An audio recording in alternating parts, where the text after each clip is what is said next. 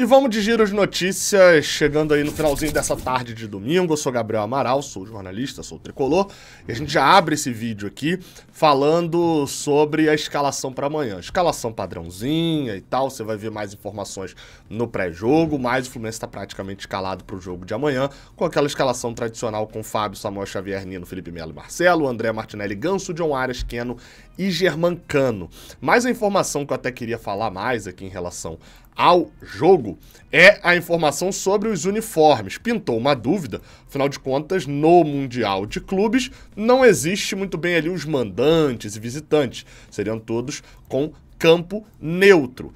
E pintou a dúvida porque o uniforme do Al-Ahly é vermelho, o uniforme do Fluminense é grená com verde, as cores muito parecidas. A FIFA esclareceu e os uniformes utilizados na partida desta segunda-feira, a semifinal, serão esses daí que estão na sua tela. O Fluminense vai de camisa tricolor, short e meião branco e com seu goleiro Fábio todo de azul. Já o Al-Ahly vai com a camisa branca, que short espetacular por sinal do Al-Ahly, hein? Meu amigo, essa combinação de cores eu acho muito maneiro. A seleção da Venezuela, acho que tem a camisa também parecida com as cores desse short. Que shortaço isso aí, hein? Grená com detalhezinhos em dourado, a camisa branca com detalhezinho em dourado e o goleiro no famoso verde fluorescente, verde perereca, verde marca-texto, chame como quiser. Então, o Fluminense vai com o seu tradicional e meio que tá confirmado que joga com a sua roupa tradicional, seja lá contra quer dizer, né? Deixa eu me refazer aqui, porque a gente não pode ficar de maluquice, né? O Fluminense joga com a sua roupa tradicional, independente dos dois jogos ali na final. Porque se for o Urawa Reds ou Manchester City, se for na final no terceiro lugar, a camisa de um é azul clara, do outro é branca, e o Fluminense, enfrentando quem ele enfrentar, na fase que enfrentar, ele joga de tricolor as duas partidas. E só para poder lembrar mais uma vez, deixa eu botar aí, ó, não tem patrocínios nas camisas, né? Só o patrocínio Master e pronto. Então só a Betano, por exemplo, vai ser apresentada ali na camisa por uma regra e determinação da FIFA. Tem muito mais assunto, tem muito mais informação nesse vídeo aqui. Fica com a gente. Enquanto tá rodando a vinheta, você aperta o like aqui embaixo e se inscreve no Raiz Tricolor.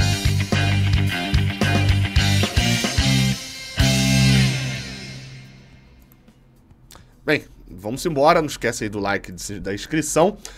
Informação lá, que veio, né, de lá, da Arábia Saudita, né, vários repórteres publicaram, eu confesso que não vi necessariamente quem foi o primeiro ali a publicar, mas o Fluminense abriu mão do reconhecimento ali do gramado, que às vezes a gente brinca, né, sobre reconhecimento do gramado, ser ali, ir lá e olhar e falar, é gramado.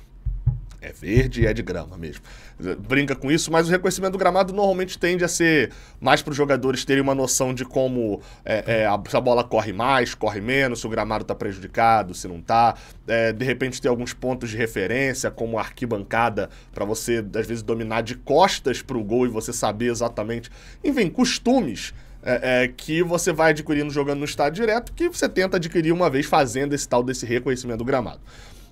A decisão do Fluminense foi de que era melhor que os jogadores descansassem e não tivessem ali esse trabalho de sair mais cedo do treino, ir para o estádio, o campo é perto, mas enfim, ir até o estádio, fazer isso tudo, os jogadores ficariam mais cansados, treinariam menos, então a opção da comissão técnica foi de não fazer esse reconhecimento. Só quem foi lá foi o Fernando Diniz e o Keno, que são os dois jogadores, no caso o Diniz, o treinador, né, que foram lá para dar entrevista coletiva no estádio Rei Abdullah, a joia do rei, né? Então, só esses dois foram lá, fizeram um reconhecimento, e se tiver algum detalhe, como por exemplo, alguns jornalistas relataram que a área estava um pouco prejudicada ali em algum sentido, enfim.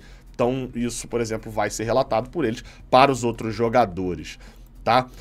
Passando agora, saindo do assunto Mundial 2023 para Mundial 2024 e 2025. A FIFA confirmou a notícia que o jornal A Bola, parte da notícia que o jornal A Bola, a Sky News e a Rádio Itatiaia, o portal Itatiaia, tinham divulgado mais cedo hoje.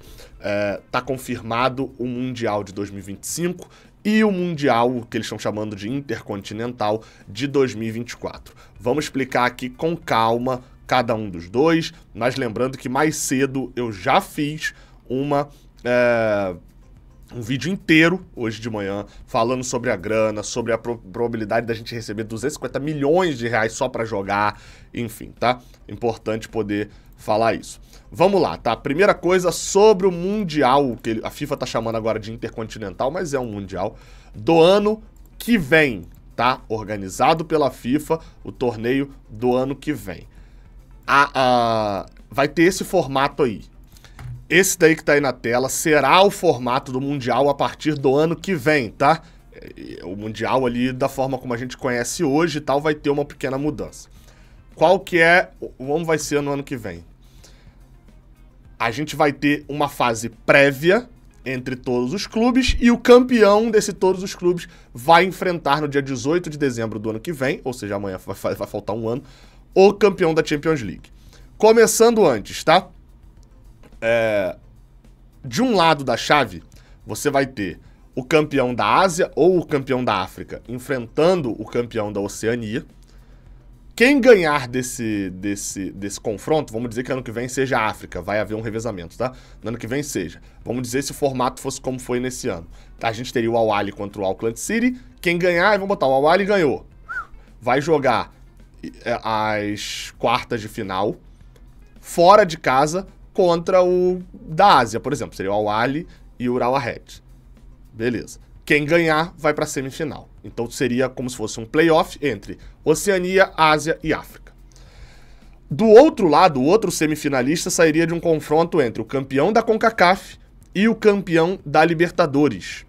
Jogo único, com o mando de campo sendo revezado. Então vai ter um sorteio, no ano que vem, por exemplo, digamos que o sorteio diga que o mando é da Conmebol. Então, se pegando os campeões desse ano, era como se fosse um jogo único no Maracanã entre Fluminense e Leão.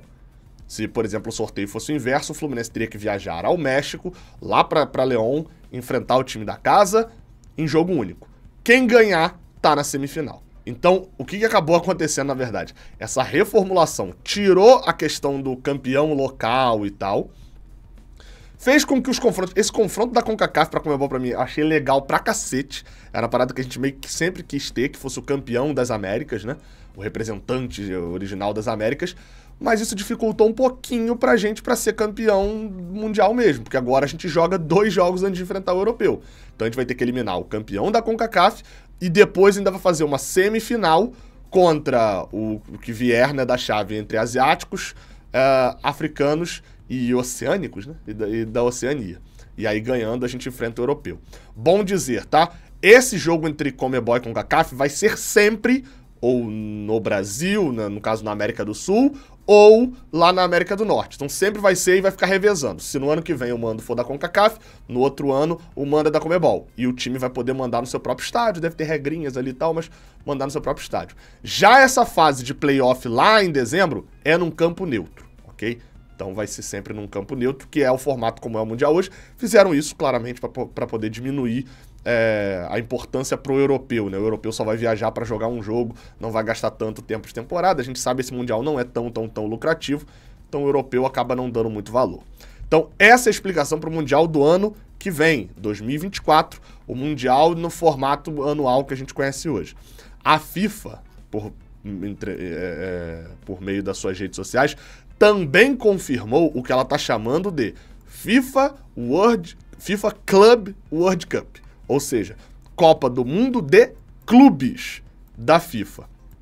Ela fez um post onde ela esclareceu os formatos de classificação, as vagas e confirmou tudo certinho, tá? O que interessa pra gente? A confirmação, de certa forma, a confirmação dos europeus, né? Você já tem como classificados Chelsea, Real Madrid, Manchester City, Bayern de Munique, Paris Saint-Germain, Inter de Milão, Porto e Benfica, tá? Esses 8 times já estão classificados pelo formato atual. E na Conmebol, a gente está garantido já por ter sido campeão da Libertadores, e eles criaram já o tal do ranking, que eu vinha falando aqui. Não pode classificar brasileiro nesse ranking, é bom dizer isso, tá? Porque o máximo era de 2 times por país, a não ser que o país tivesse muitos campeões, igual o Brasil teve 3. E aqui na sua tela aí tá aparecendo como está o ranking atualmente. E qual que é a graça dessa parada, tá? Qual que é a explicação que a gente precisa falar? O Boca Juniors é quem tem mais pontos no momento, mas ele não joga a Libertadores desse ano. O River Plate é o segundo que tem mais pontos, tá na Libertadores e só dele jogar a fase de grupos, que é pra onde ele já tá classificado, ele já vai pra 67 pontos, porque ele já vai... chegou na fase de grupos, ganha 3 pontos. E cada fase que você vai avançando, você ganha mais 3 pontos e você ganha os pontos que você fizer, do tipo... Ganhou um jogo, 3 pontos. Empatou um jogo, 1 ponto. Então o River vai passar o Boca Juniors, né? Teria que não fazer nem 4 pontos para poder passar. E o River está garantido no Mundial de 2024. O River Plate está... Quer dizer, não está 100% garantido, mas é quase impossível não ir.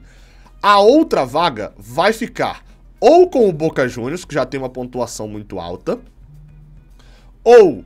Em o caso de o Nacional do Uruguai, o Independente Del Valle, ou Barcelona de Guayaquil, ou Cerro Porteño, fazerem campanhas históricas ali de semifinal, final, a outra vaga fica com Boca também. Então, esses 4 clubes aqui ainda têm chance, mas chances remotas por suas próprias mãos. E, em último caso, tem uma chance que é um argentino ganhar a Libertadores, mas não ser o River Plate. E aí, dessa maneira, iria esse argentino, por exemplo, o San Lorenzo, e o River Plate iriam já da argentinos e não poderia ter um argentino a mais que seria o Boca. E aí essa vaga ficaria para ou Olímpia, que também não joga a Libertadores, ou o Nacional do Uruguai, Del Valle, Barcelona, Cerro Porteño. Então essa última vaga tá em suspenso. E olha o tamanho da parada que a gente pode ter feito com o Boca Juniors com aquela vitória, hein? Olha só, o Boca vencendo aquele jogo na final iria para um torneio com milhões de euros e blá blá blá blá blá. Aquela derrota pode ter feito o Boca nem ir pro Mundial. Enfim, a gente vai falar ainda muito mais disso ao longo do tempo e tal. Vamos atualizar esse ranking sempre também, pra gente ter noção de quais os outros times que vão para o Super Mundial, pra Copa do Mundo de Clubes em 2025, nos Estados Unidos, beleza? E, pra fechar, tá, uma matéria do Davi Barros e do Gustavo Garcia, publicada no GE.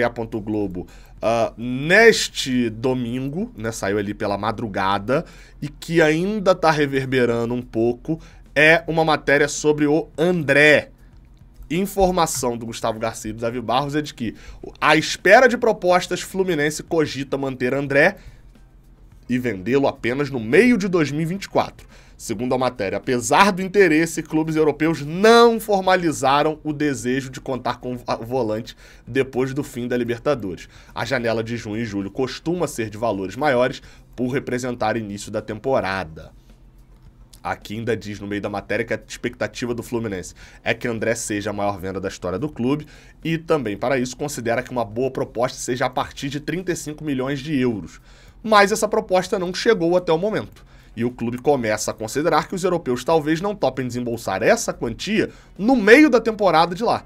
Vale lembrar que tudo pode mudar ao longo do Mundial de Clubes após o desempenho da equipe na competição. Se o André destruir contra o City, o próprio City larga 35 milhões de euros na mala do Mário Bittencourt já direto pro Brasil para ele chegar aqui e depositar no Itaú, sei lá em que banco que o Fluminense tem conta, e o André já fica por lá mesmo, já pega o voo, vai junto com o Guardiola.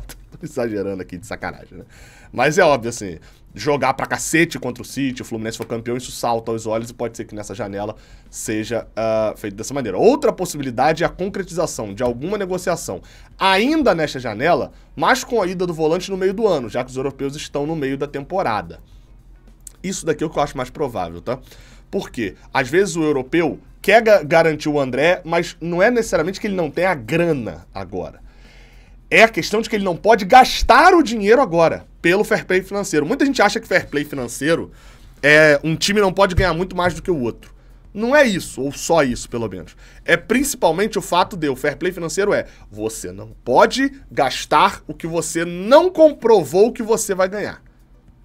É como se fosse o teu gerente de banco ligando pra você e falando, você tá comprando uma moto com uma parcela de R$1.000, e você vai ter que pagar 12 mil reais de parcela nesse ano. Só que teu salário é 1.500 e você já paga 700 de aluguel. Tu vai fazer como? Tu vai ter esse dinheiro pra pagar? Não vai, então não vou deixar você comprar. O fair play financeiro é como se fizesse isso. Então, o clube às vezes até tem o dinheiro porque é um rei saudita, é um rei do Catar e tal, que quer botar uma grana, bota uma grana por fora, mas para não ter essa entrada de dinheiro absurda, o clube só pode gastar X se entrar Y, entendeu? a conta me esquece. Então, às vezes, os clubes têm o dinheiro, mas só podem comprovar essa compra no ano que vem. Então, essa seria a possibilidade, do tipo, negocia agora, o André fica, joga até o meio do ano, e a concretização mesmo do negócio é no meio do ano, onde o Fluminense recebe ali boa parte do dinheiro, enfim, eles podem comprovar a compra. Fato é que essa matéria aqui é uma boa sinalização do Fluminense para o mercado. Porque, como eu falei, o Nino é uma multa relativamente baixa para o mercado. 7 milhões de euros e tal, beleza, trata muito mais do Nino escolher para onde vai. O André, o Fluminense quer a grana. Disse que ia liberar chegando uma proposta boa. O Mário Bittencourt sempre falou isso. Chegando uma proposta boa. Chegando uma proposta que atenda os desejos do Fluminense e tal. Tem que ver, não acho que o André seja esse tipo de jogador, mas tem que ver se ser muito bem conversado com o André. Muito bem conversado com o André. Que era principalmente que, para que não se tenha uma reação do André inversa, né? Do tipo, me prometeram que ia liberar e não liberaram. Enfim, não chegou uma proposta, pelo visto, nem perto dos 35 milhões de euros. Mas, até terminar essa janela de transferências, ainda falta um tempinho e falta jogos muito importantes como o de amanhã contra o Al. Beleza? Deixa o like aqui embaixo, se inscreve aqui no canal para poder... 2 avisos rápidos. Hoje, 10 da noite, tem live aqui, lá no Canal 20, o nosso pré-jogo tradicional do Canal 20. E o segundo aviso é, hoje de tarde eu fiz uma rifa beneficente, sorteei 2 camisas. Enfim, então é só para poder avisar, porque tem gente que olhou a live lá e achou que eu ainda vou sortear e etc. Foram 2 ganhadores, um deles já entrou em contato comigo, que foi o André Luiz, e o outro ganhador, deixa eu ver aqui qual é o nome dele. O André Luiz ganhou a camisa verde, o André Luiz Nascimento ganhou a camisa verde do Fluminense, e o outro ganhador foi o Elbert de Souza, que ganhou a camisa amarela, beleza? Muito obrigado a todo mundo que contribuiu, uma rifa beneficente, um sorteio de camisas para doação para famílias carentes de cestas básicas agora no final do ano. Tamo junto, até a próxima, valeu!